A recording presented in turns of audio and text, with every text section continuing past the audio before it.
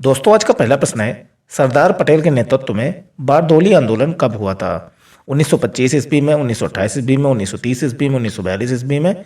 सही जवाब होगा 1928 में। तो याद रखेंगे सरदार पटेल के नेतृत्व में बारडोली आंदोलन कब हुआ था? 1928 में हुआ था। अगला प्रश्न है, भारतीय संविधान के अनुच्छेद 24 के अनुसार 14 वर्ष से कम आयु के बच्चों के लिए क्या प्रावधान है?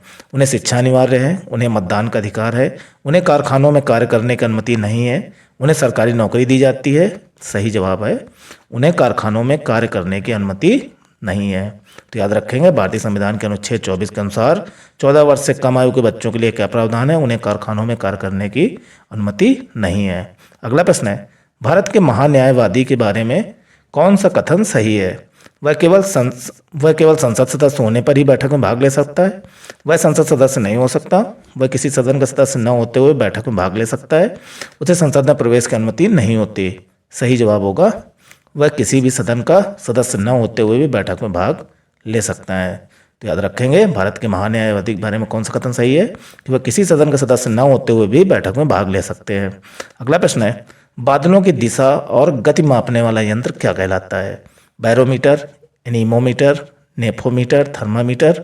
सही जवाब होगा नेफोमीटर। तो याद रखेंगे बादलों की दिशा और गति मापने वाला यंत्र क्या कहलाता है? नेफोमीटर कहलाता है। अगला प्रश्न है, योजना आयोग के संबंध में सही कथन कौन सा है? इसका उल्लेख संविधान में है, या न्यायपालिका का भाग है, या एक परामर्शदात्री संस्था थी जिसका उल्लेख संविधान में नहीं है, या केवल राज्य सरकारों के लिए कार्य करता था?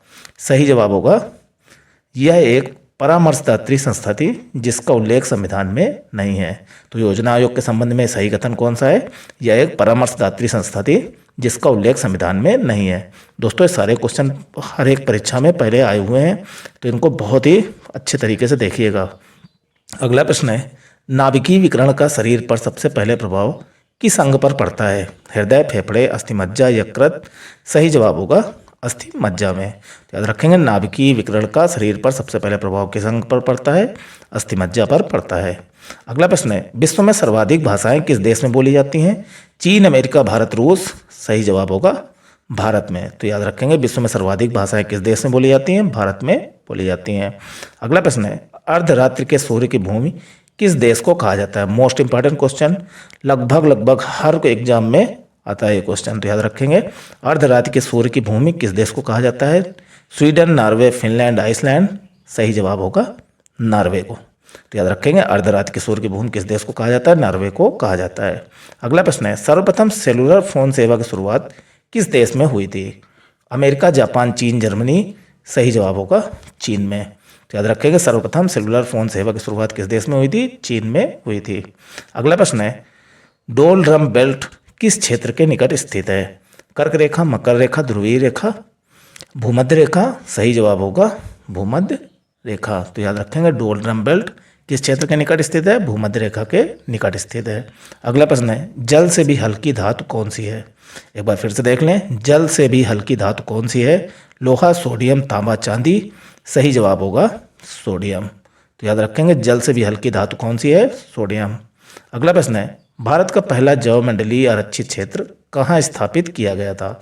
सुंदरवन, नीलगिरी, काजीरंगा, गिर? सही जवाब होगा नीलगिरी में। तो याद रखेंगे भारत का पहला जैवमंडलीय आरक्षित क्षेत्र कहाँ स्थापित किया गया था? नीलगिरी में स्थापित किया गया था। तो दोस्तों आप लोगों को कितने प्रश्न सही हुए कमेंट बॉक्स में जरूर बताइएगा। वीडियो को लाइक और चैनल को सब्सक्राइब कर दीजिएगा। जय हिंद, जय भारत, वंदे मातरम।